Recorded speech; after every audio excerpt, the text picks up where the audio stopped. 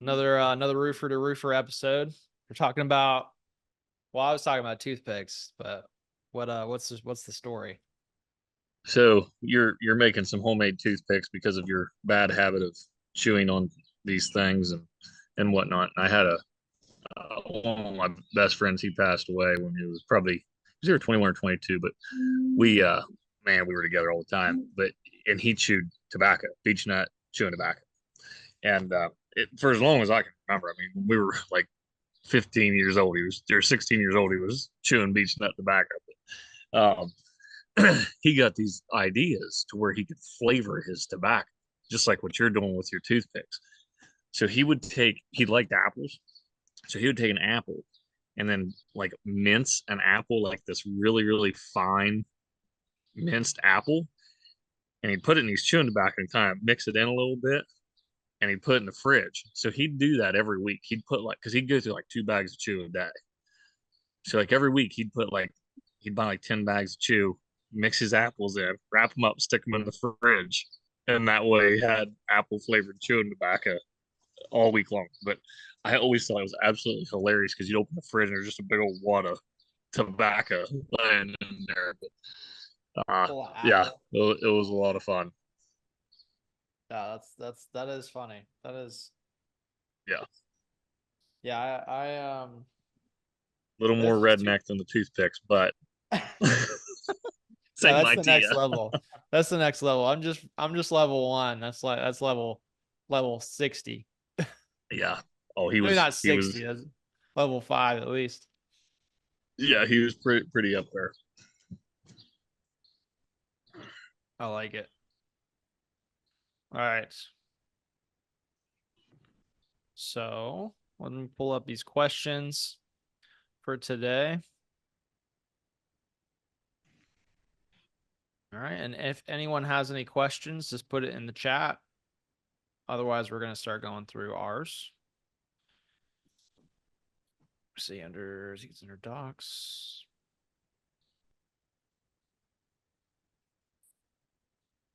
All right. Here we go. Let's start with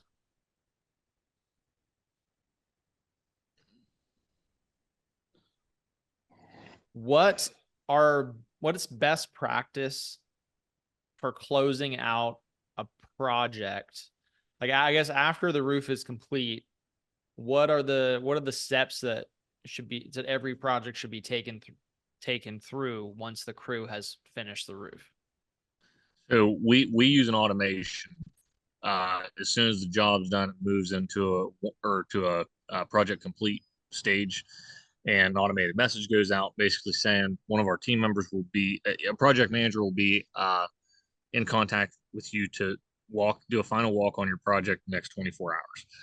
But one thing that I'm like completely anal about is this customer never receives an invoice until that is done and you and the customer are agreeing that the project is complete and satisfactory.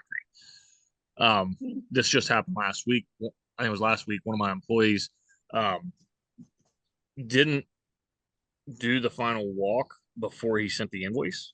So now this customer's got a bill.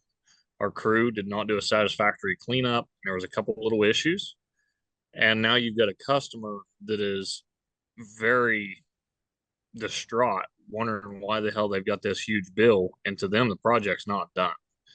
So, you know, to get to your question, though, what we do is we've got a checklist of things that have to be. We take a photo and company cam of each of these things. So, like every gutter, we want a picture of inside of every gutter. We want a picture of outside of every gutter. Make sure that they weren't damaged by ladders. We want to make sure they're clean. All the flashings painted. All the pipe boots are caulked and sealed.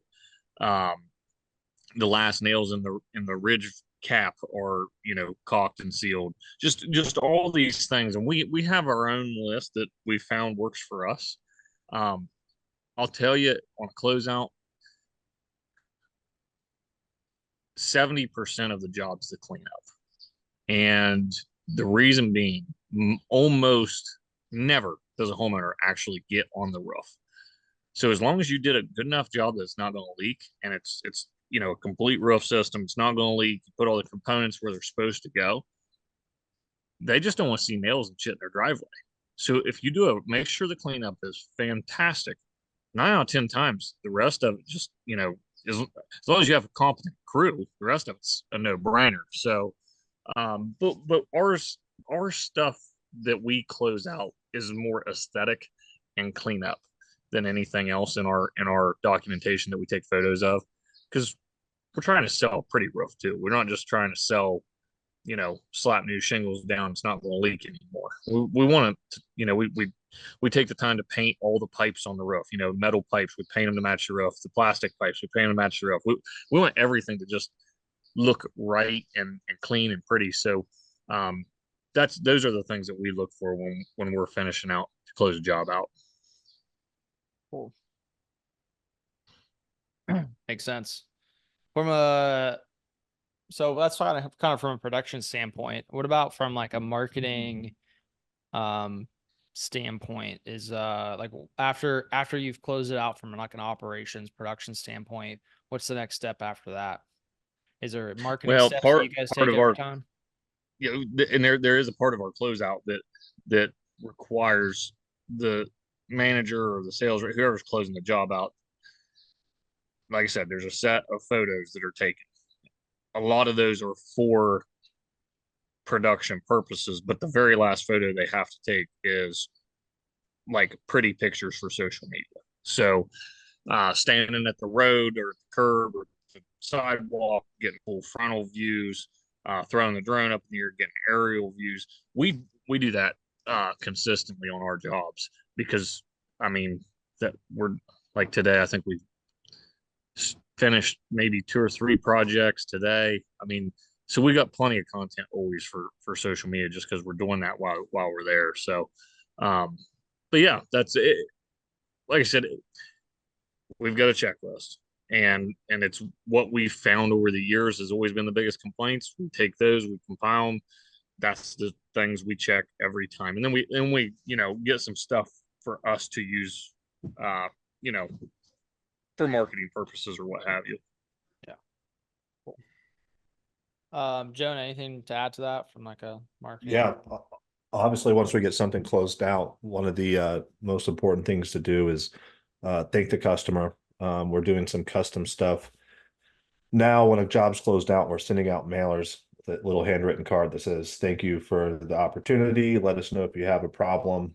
Obviously, review request. That's important for generating business and overall exposure online. That's really about it. Sometimes we'll reach out and just follow up, make sure they're happy with everything. It's just part of that in progress communication. It doesn't really end until the project's done. Yeah, that makes sense. Makes sense. For those just joining us, if you have any questions that you'd like to ask, please put those into the Q&A section, or just raise your hand, or the chat. We're happy to answer those questions if you have any. Otherwise, we're just going to keep going through our questions that we have.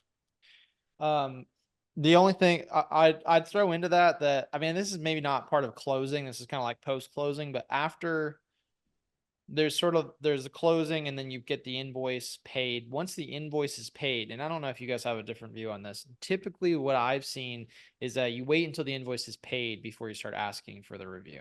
And then once you've paid the invoice, then you put them in the review generation campaign and hit them with requests until they leave the review. Yep. And then, because you want to be asking for one thing at a time. The first thing that you want is money, first and foremost. And then the second thing you want is a review. So that goes in that order. But then after all that, and I love what you guys are doing that you just described, Jonah.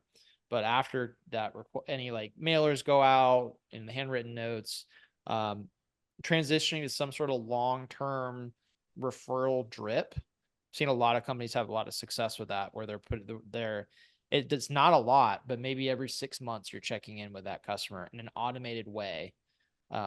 Every 6 months, send them a text, send them an email. It just says, "Hey, hope everything's good with the project. Let us know if anything has popped up. Is there anyone that you know that might be looking for an amazing roof replacement?" and letting that drip out every 6 months to past customers.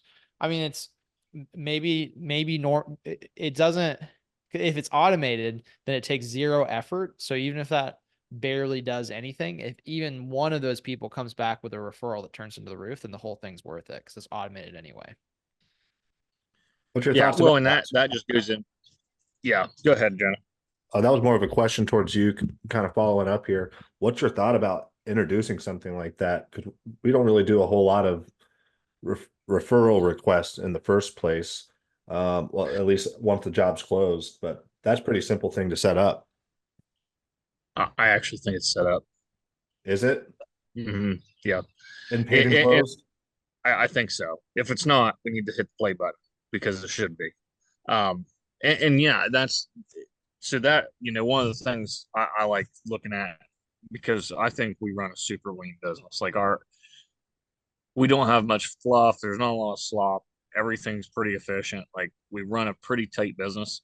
So my goals are always like to increase, to get 1% better. I've said that on some other videos before.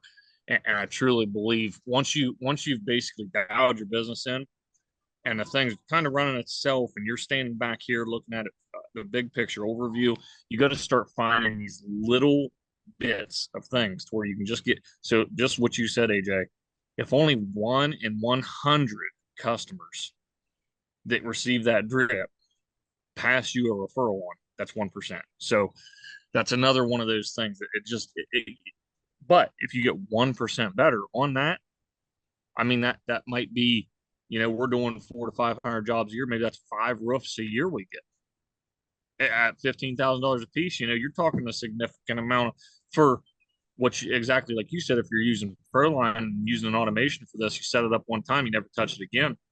You just generated an extra, $50,000 to $80,000 for no effort. Yep. Yep, absolutely. 100%. I think, and Jonah, it might be a little misleading if you look in the ProLine account, because normally the way we do it in ProLine is we have a review request campaign, and then after the review request campaign finishes, then it starts a separate campaign for the long-term referral drip. That's their default. I don't know how it's set up in y'all's account, but yeah, we'll take a look at it. I'll dig deeper. I don't want to spend too much time on it right now. All right. So yeah, let's move on to another question here. Yeah, anyone watching, if you want to ask a question, just please put it in the Q&A or the chat.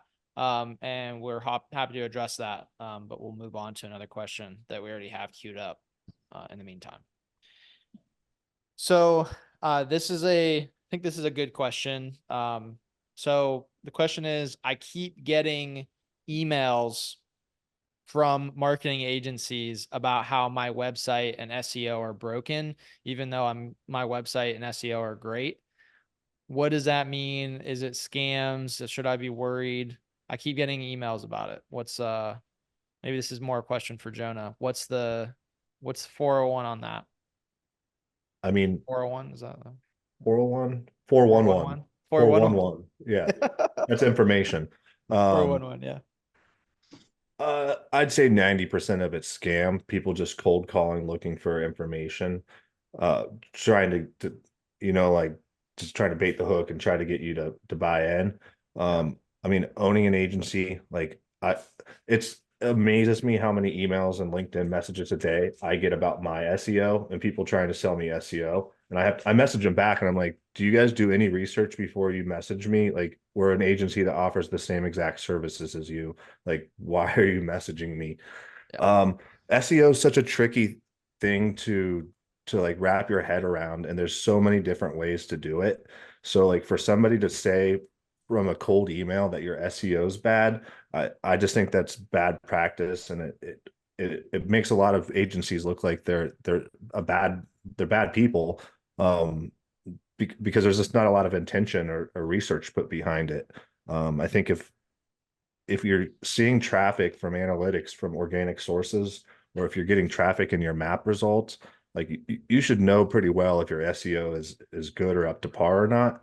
But if you do have questions, I think you'll get a better result if you go to an agency and ask them to do a report, or look at tools like Screaming Frog or SEMrush or Moz, and those tools will give you an accurate analysis for marginal cost, and you're not getting sucked into some money grabbing scheme.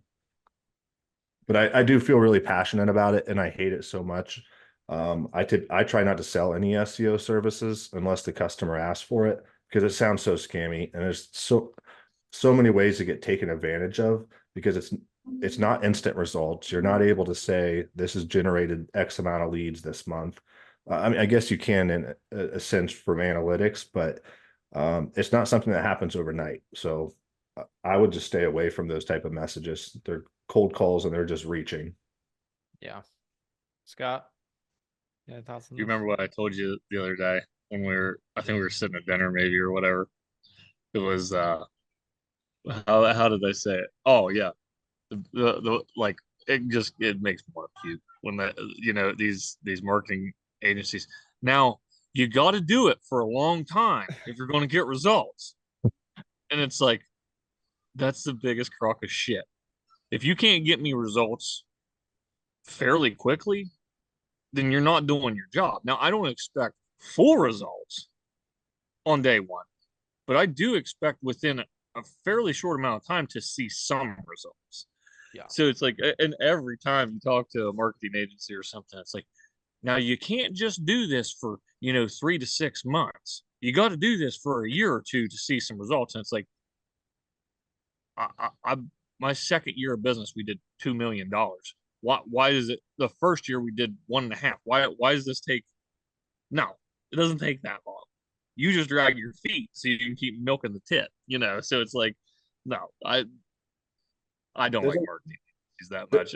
And I know both of you come from that arena. It's just the problem is when you're in my shoes and you look at the kind of people that run businesses that we run, we are the easiest to take advantage of. We are low hanging fruit. We are the prey of that world, and we are so easy to be manipulated to say, "Damn it, I know I mean, it's going to cost me, 50 grand a year, and I got to do it for a couple years before I'm even want to see anything." And then you're into this company for $100,000 and they've done nothing.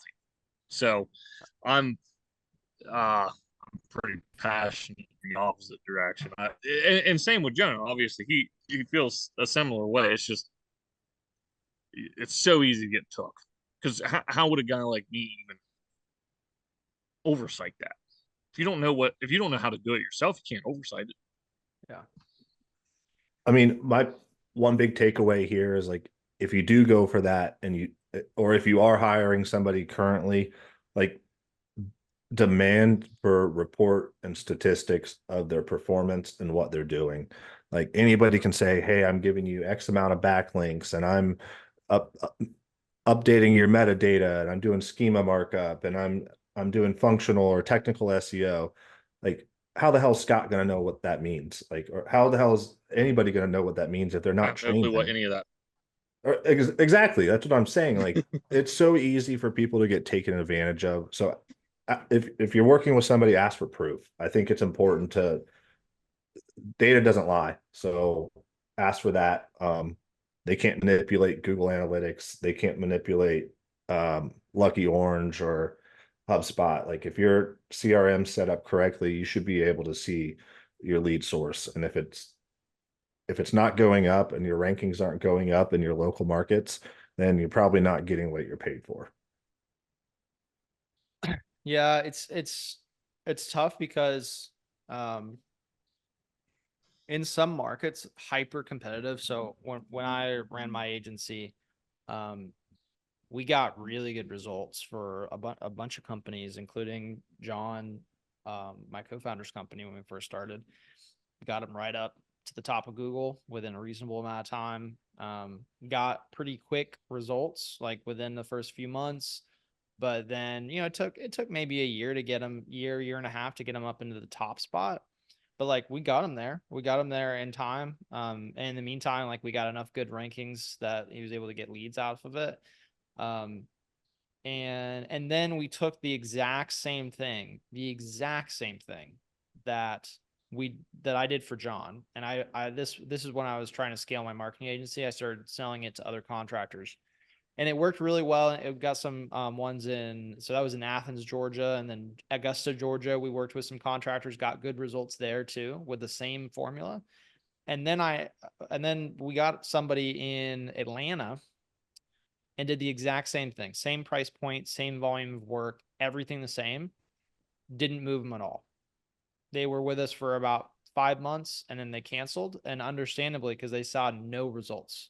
And it's just because part of the problem is like SEO is a zero sum game. There are 10 spots. And so if you have 10 companies in a market that are all spending massive amounts of money on actual good SEO, you're gonna either have to match. It's not about matching their spend, because like where you spend the money matters. Like some SEO companies will take you for a ride and some won't. But in our case, like we did the exact same work that crushed it in all these other markets that I know was making a difference. It just didn't matter because everybody on like everyone, I think we got them maybe at the bottom of the first page, but like that bottom of the first page does not get you leads. And it's just like it was not.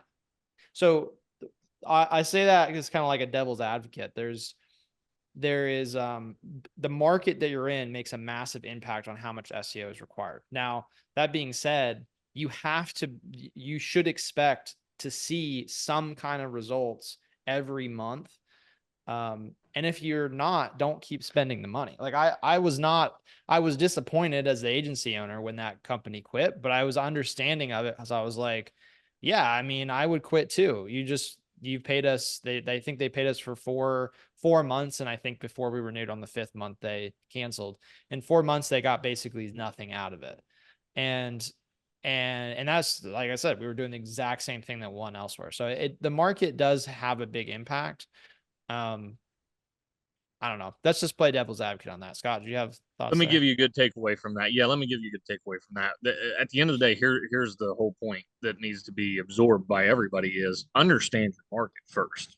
Before you go spending money advertising as a business owner, you need to understand the market you're in. I'm in these little tiny pockets of Appalachia that don't matter.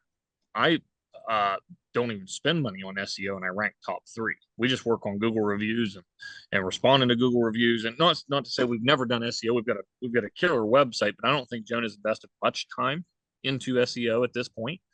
And we're ranking everywhere we're at. But my goals of going to Columbus, Ohio, similar to an Atlanta, Georgia, I would say fairly similar in size. I have zero interest in doing any SEO work at all. None. I'll never be I'll never be relevant whatsoever on organic Google in Columbus, Ohio. There's companies that are 30 plus years in business, 50 plus years in business, 2,000 reviews, like good freaking luck. And they're also spending 10 grand a month on SEO or more. I'm not spending 10. I can do a lot with 10 grand that will get me leads, but that 10 grand a month is not going to rank me. Even if I spent the 10 grand, it's not going to rank me because these guys are spending that much. Plus, they've been there forever. They have the reviews. They have all these great things. It's just not going to. They have a physical location in downtown Columbus. There's all these factors that factor in. Understand the market you're in before you advertise. One of my key marketing pieces in my area is still FM radio. I understand my market. I know what my customers do, and I understand how they buy and where they shop. And I know radio is still very effective in my market. There's a lot of markets that it don't mean shit, but understand your market before you spend your money advertising. Yeah, that's a really good takeaway. It's really, really good takeaway. To circle back to the original question about those emails and cold calls you get about how your website's the SEO is broken or something. I think if an agency is reaching out to you that way, that agency is garbage. That agency is essentially, you should not sign on with any of those agencies that are going to take you for a ride. To circle back on that, like you can pretty much write off any agency that reaches out to you that way.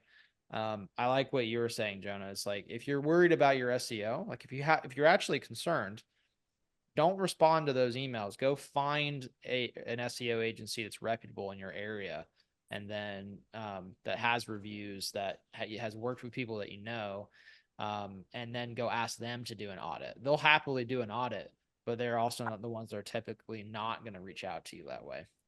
Most of them will do it free of charge just for the opportunity to bid the service for you.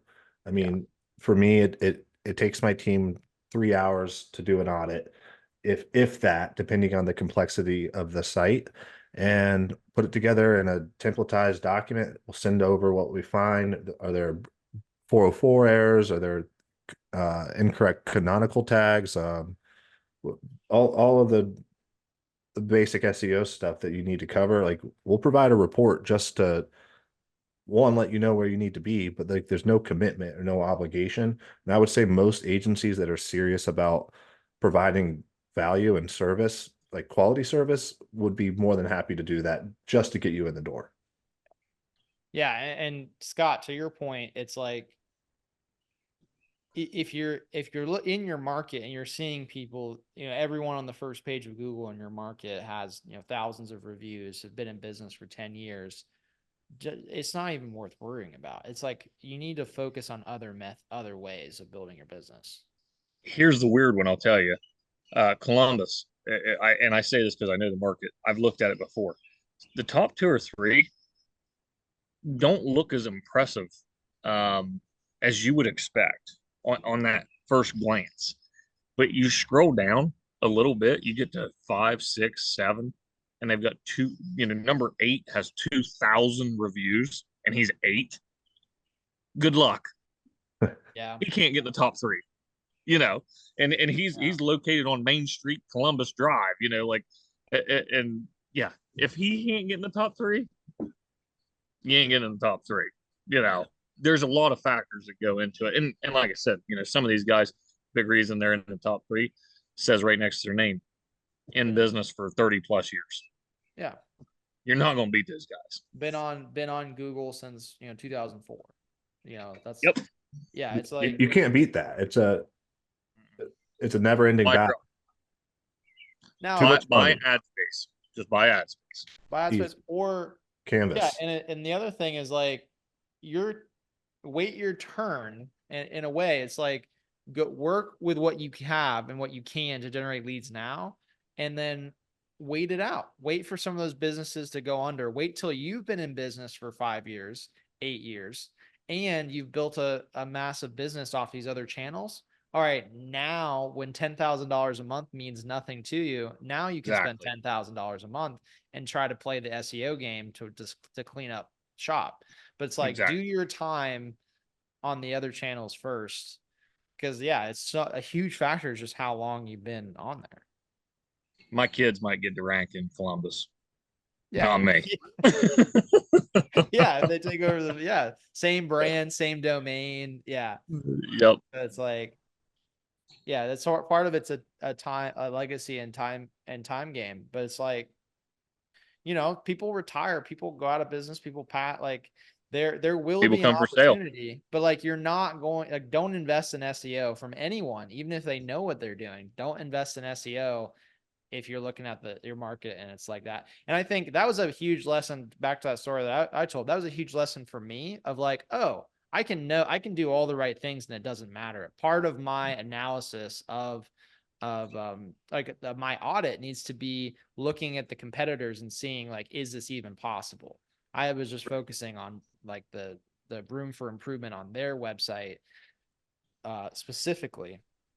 And so it's just like, it doesn't, sometimes you can do all the right things and it literally doesn't matter in the SEO world, because it's a zero-sum game. Yep. So it's not like anything, not like these other channels. So hopefully somebody gets value out of that. That was a good conversation. Yeah, absolutely. All right. Let's do.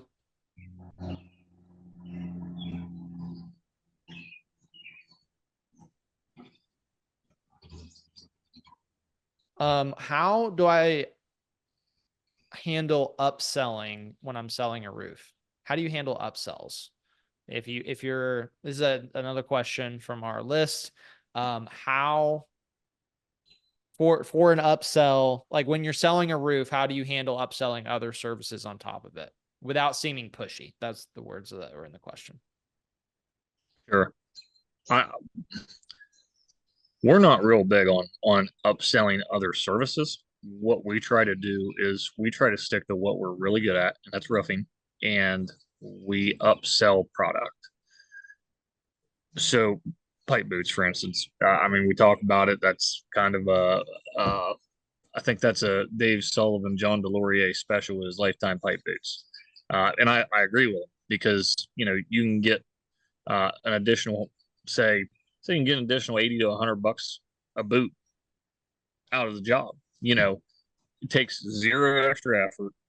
It's a no-brainer. And it does give the customer a better roof. It really does. It's the number one, you know, point of failure in a shingle roof system is leaking pipe boots. So what we do is we're pretty selective, I want to say, when we do sell a roof, because we try to get to know our customers a little bit during the pitch.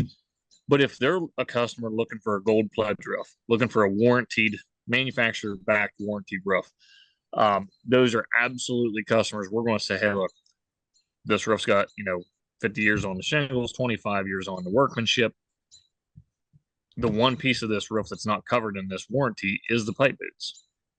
I have an option here that gives you a lifetime warranty on your pipe boots as well. You've got 3 boots. It's going to increase your price on the job, you know, $300 or whatever. You know, I'm just throwing numbers, but we're definitely, you know, going to put that out there. But here's how we do it without being pushy, because of how clean our ProLine proposals are. We have a page built right into that quote template that shows what a lifetime pipe boot is. It explains, you know, the pros to spending that extra money. Another one we upsell on pretty much every job is gutter guards. Obviously, if we're in the middle of a hayfield, we're probably not going to sell them gutter guards. But where we live here in Appalachia, trees everywhere, tons of leaves, not a problem to try to sell gutter guards. So we have this really nice, you know, page in our ProLine proposal that shows the gutter guards we use, you know, what they look like installed, warranty information about them, just really nice detailed page about gutter guards, and then price. We don't have to necessarily sell it because it's built into every proposal with an optional price. And if people see that nice looking page and they're like, oh, well, this really want to add $1,200 to my $18,000 roof, and I don't have to clean my gutters anymore. Well, they didn't even tell me about that. That's a fantastic idea. And they just click it and it's sold. Literally, we might mention it during the sales process. We just mention it because it's in the proposal, but it's not a sale. We don't like try to sell it per se. We just bring up that it's an option if they'd like to add it to their you know, project. Yep. That makes sense. You let the quote do the selling for you. That's why we invested so much time and effort into our proposal. I sent it to a guy. There was an attendee last week. Yeah. Was I in Atlanta last week? Was that last week? Yeah. It seems so. Yeah, what? It seems like that was like 3 weeks ago. God. Yeah, it's been a long week. Anyway, I literally just sent the guy a quote, one of our quotes, just so he could look at it. And he was absolutely blown away because he's using another software right now that offers a proposal system, and it's just not that customizable. And we took ours and customized it and put some time and effort behind it. And this does not require a Jonah to do. This can be done with a roofer. Like, you don't have to be very tech savvy to figure this out. It's literally just a PDF that you copy and paste the picture. You know, it's pretty simple. So can be done. I don't want to say how to technically do it. I'm just saying it can be done by a roofer. It's not very complex of a process. Yeah. Makes Now your sense. sales guys don't have a choice but to present it. That's why we did it. Now they don't. Now they can't not present it. It's built into every proposal. It's there. If the customer wants it, they just click yes. Yeah. Yeah. Yeah, that makes sense. So you don't do you encourage your sales team? You don't encourage your sales team to really push it at all, other than just Nope. bring it. No, it's just a mentioned thing along the way as we're because we want to be in front of every customer because my guys sell well in front of customers. And they print it and they send an email. The emailed version is for them to keep and be able to digitally sign, but we give them a printed version so we can sit at the kitchen table and flip through that together. We do that on every one. When they're flipping through, obviously they get to the page that's lifetime pipe, or they obviously get to the page that's gutter guards. And we're able to just give a quick 10, 15 second, yeah, if you'd like to, add this to your project, at the end, there's a price for that to install gutter guards on your house. And that's basically it. Just leave it up to them. The page speaks for itself because it explains why you should put gutter guards on or why you should add lifetime pipe boots to your job. Yeah. I like that. Nobody pulls the trigger on the spot. We're like 1 in 50, maybe 1 in 80 on the spot. Like, so what they do is they wait for their spouse to get home. They sit down together, they look it all over, and then they start discussing it. They're going to read the page. Yeah. I did not realize that you guys printed out your quotes like that. Everyone. My guys, the way we're set up, we have mobile printers in the truck. We just switched. I'm going to give all my good secrets away here, man. No. So here's how we're set up. We got pickup truck. We just switched from tablets to Microsoft Surfaces, the new ones, because they're actual desktop version tablets, essentially, that we put T-Mobile wireless internet to. And then they have a mobile printer in the truck. So they have a desktop version computer with cell signal in their truck. So if they want to do manual measurements with one of the various aerial measurement tools, we have a desktop to where that can be done. It's almost impossible to do from tablet. So we're able to do that right there on the job site. We are able to then build the quote in ProLine immediately. Click send, click print. We have a printed copy. We walk it right back into the house. So as soon as we're done doing our visual inspection, taking all of our pictures and putting them in company cam, we go print them off a quote and email it to them, and we walk it right in the house. Yeah, we want that bad boy hanging on the fridge. We do not want it laying in an inbox and to get buried. We want that thing on the kitchen table or on the fridge. Gotcha. And then you send it, but you do send it digitally as well? We do, and that's for the signed version. So the only reason we really actually deal with email at all is just for the digital signature. We don't want to have to create a whole nother step in the sales process to, okay, you're going to sign it, check the boxes. I'm going to drive back out, pick it up from you, take it back to. We don't want to do that. Just digitally sign it, easy. Not to say we get some older customers that do ask if they can just sign the hard copy and we pick it up, and absolutely we'll do it. But 9 out of 10 times we just get an e-signature and that seals the deal. Yeah. But we print every one. Yeah. No, that makes a lot of sense. Wow. Yeah, that's really cool. I did not realize that you guys did that.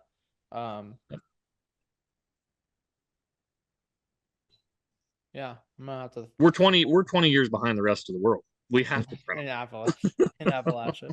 But that's an amazing combination. I feel like what I love about it's a really good sales process, though. It's a good tactic because not everybody's doing it.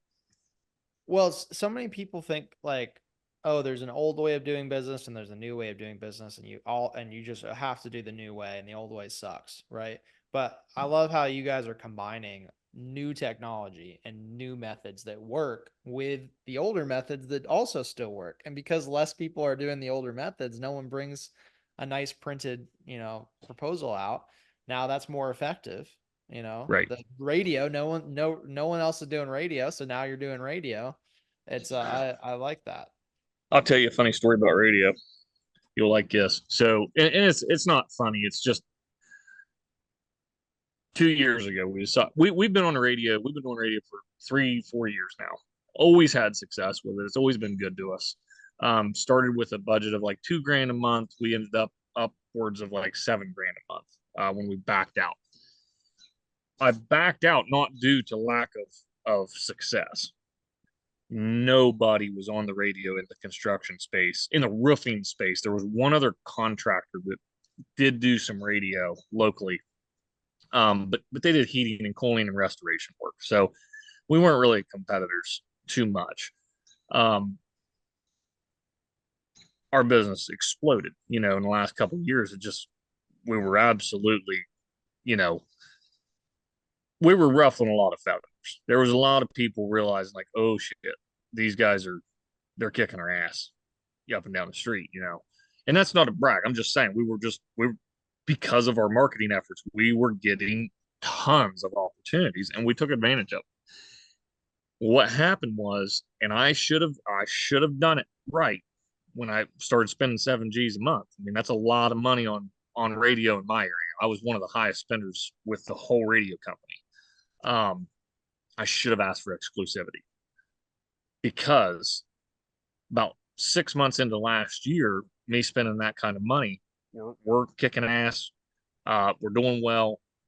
I go help a friend build a deck at his house. And I hadn't listened to the radio in months. He turns the radio on. I'm listening to it. We were there for an 8-hour day or so. And in an 8-hour day, we counted, I think, 7 other roofing contractors on the radio. I got so freaking pissed off, I canceled right then. Done.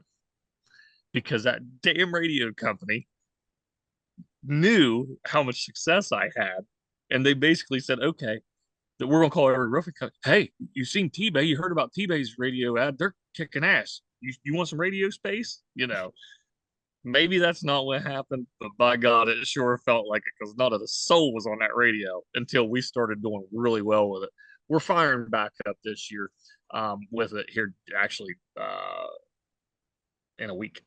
And we expect to have some good success, and I'm making some deals for exclusivity on it, because I'm not doing that again. I'm not going to make radio my Facebook, where I'm battling with every contractor in the area to be seen. Yeah. If they want your business, it's going to have to be. Exactly. They know I'm a real spender too, and that's, you can't just do it for 1 month and expect them to give you the exclusivity. But I've done it for years, and we're spending quite a bit with them. They should give me some sort of exclusive deal. Yeah. What'd they say when you called them up and told them? I didn't. I just canceled it. I just canceled. Nope. You don't get an explanation from me. You pissed me off. Yeah. That's funny. No, I honestly, I probably handled it in a really poor way, and I kind of feel negatively about how I handled it. They kept calling and calling and calling. I never gave them a response. So I kind of feel bad, because I probably handled it in a pretty immature way, but I kind of felt betrayed. I thought my relationship meant more than to take advantage of the relationship. So, and maybe that wasn't the case, but it felt that way. Yeah. I mean, seven's a lot. Seven's a lot of company. That's a lot of other companies to work with. Yeah. In a market that I can only name probably 10 roofing contractors, so it's like almost all of them were on there. Yeah. Yeah. So that's anyway. Wild. That's wild. Oh man. Okay. Looks like, I think we got time for one more question. If anyone watching has a question, please feel free to put that in the Q&A or the chat, and we will address it. Otherwise, we're going to keep moving on here. So this is an interesting question. So here's the question. I feel burnt out in my roofing business. What strategies can I use to maintain a healthy work-life balance and avoid burnout? I'm an expert in this field, because I've been so fucking burnt out in this business. It's a grind, dude. And I'm sitting here saying that from a camper on a lake and enjoying my life right now, but it was not that at one point. And it was not that for a lot of years. My wife and I took our honeymoon. We've been married 10 years now. So our honeymoon was 10 years ago. A year and a half ago, I went on our first vacation since our honeymoon. So we went 8.5 years with no vacation, no time off, 7 days a week. A vacation was a weekend off, maybe going to like a ball game or something. That was vacation. That was it. And I'm talking maybe like once, maybe twice a year, I'd take a weekend off to just spend a Saturday with her. So the best advice I can give is quit waiting around to do it. Now you got to have some money in your pocket. There's no doubt about that. You can't do anything unless you got a little bit of jingle in your pocket, or you're just going to go broke. My point is, as soon as you got a little bit of money in your pocket, and no, don't get extravagant, live within your means. That doesn't mean go blow everything you got. But my point is, the best decision I made for my business was to take time away from it, like literally time away from it. Sit around fire, drink some beers, hang out with my wife and kids, hang out with some buddies, go to deer camp, take the week. I didn't even take the week off for deer camp. And I know that means nothing to a lot of guys, but for around here, you don't miss deer camp. Like that's hell or high water. You go to deer camp, you're off that week, Yeah. I didn't go for years, and and I'm back to going. But that time I'm very fortunate, like at deer camp, for instance, there's a lot of entrepreneurs there. Maybe some of them's not real successful, maybe some of them super successful. And then there's a lot of employees there. You get to go hang out with these guys, and then you might start talking shop, and then some ideas get thrown around, and then your brain starts running, and then yeah, maybe you're not working, but you're getting some good thoughts and some good processes in your head. I have my best thinking when I'm completely out of it. When I'm sitting around a fire, having a drink, maybe on my laptop scrolling YouTube, just dicking around, whatever. I have my best thought process, and I'm able to grow my business the most rapidly when I'm not working in it. And I know there's that. I think that's the cheesiest term on the planet. Work on your business, not in it. I say just get the fuck away from your business completely for a while. You get a fresh breath. You get a little bit different perspective. You start understanding things. I've always thought I wanted that, during that 8.5 years, I thought I wanted $100 million roofing business. I don't want that anymore. If it gets to that, that's cool, but that's not my goals anymore. I make really good money now. I hope to continue to make really good money, but I've realized that time is so much more valuable than money. I enjoy my work. Don't get me wrong. I enjoy my work, but I enjoy it so much more now because I have the free time outside of it. Yep. Oh, that makes sense. How what if the burnout is not on the contractor's end? What if it's on maybe their spouse? So what if the contractor was having a good time, but their spouse is not? What would be your recommendation there? For us, that was exactly the problem. And I think I'll tell you, this is a maybe a weird way to state it, but I'll tell you, I didn't know how burnout I was until I stepped away. My wife was plumb done. Like, just go get a freaking 9 to 5. Like, just give it up because this is ridiculous. She was done. I was not. I thought I was really enjoying what I was doing, and I was. Like, I love work. I'm an overachiever. I'm very into the job. I love going on the job site. Hell, I still, if I get a chance, I want to go nail shingles. Like, I'm not. I enjoy that work.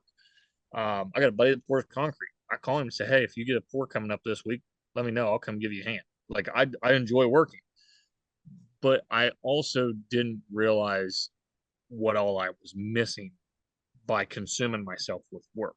So work was this much enjoyment. Once I stepped away, I was like, there's this much enjoyment available to me.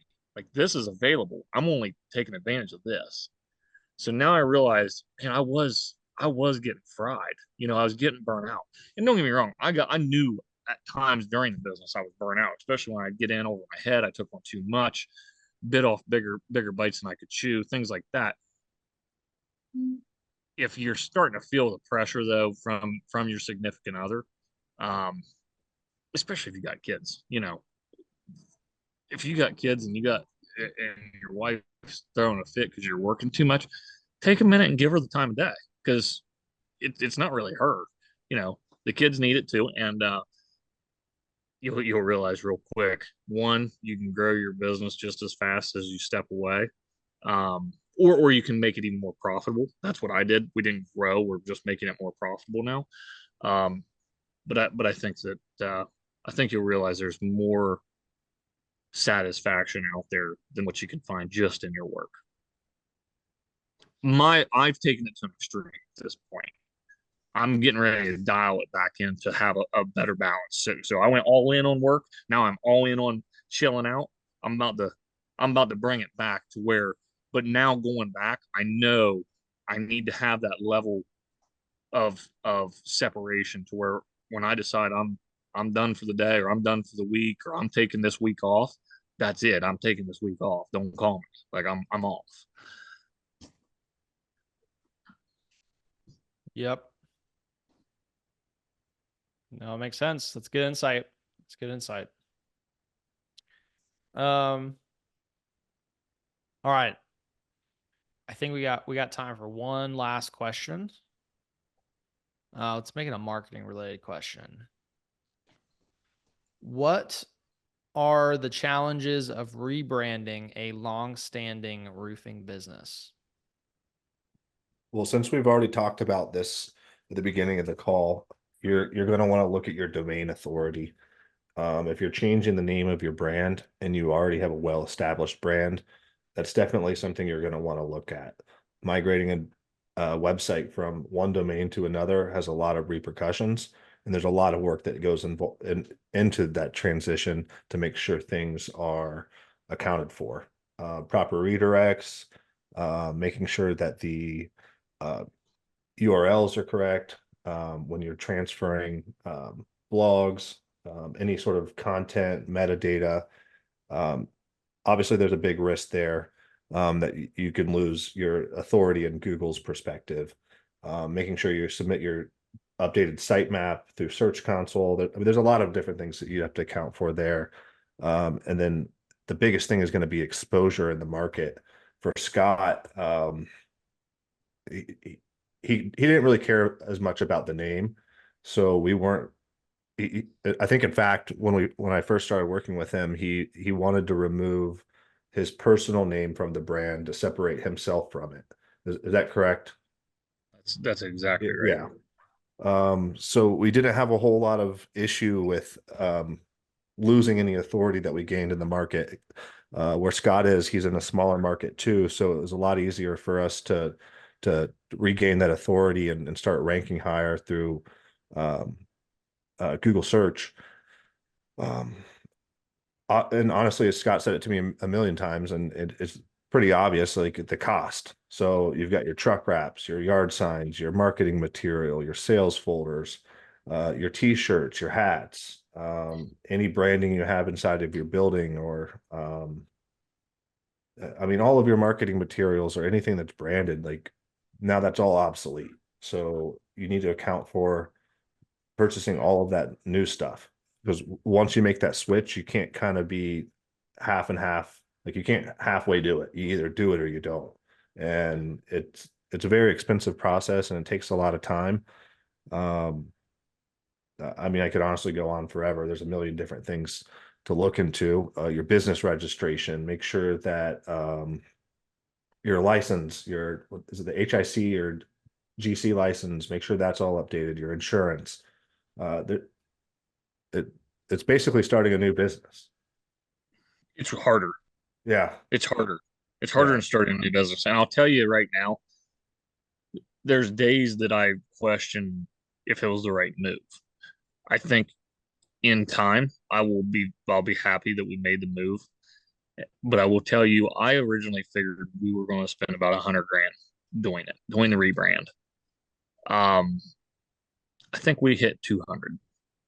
So to give you perspective on that, we were, $5 to $6 million revenue company, um, 3 subcontract crews, 6, 7 full-time employees. And I can tell you, I have had people, close relationships. One of my best friends from high school called me 2 weeks ago to ask me if I sold my business because he just realized that it was called Rain Stoppers Roofing and not T-Bay Roofing anymore. This was a guy that has been one of my best friends for.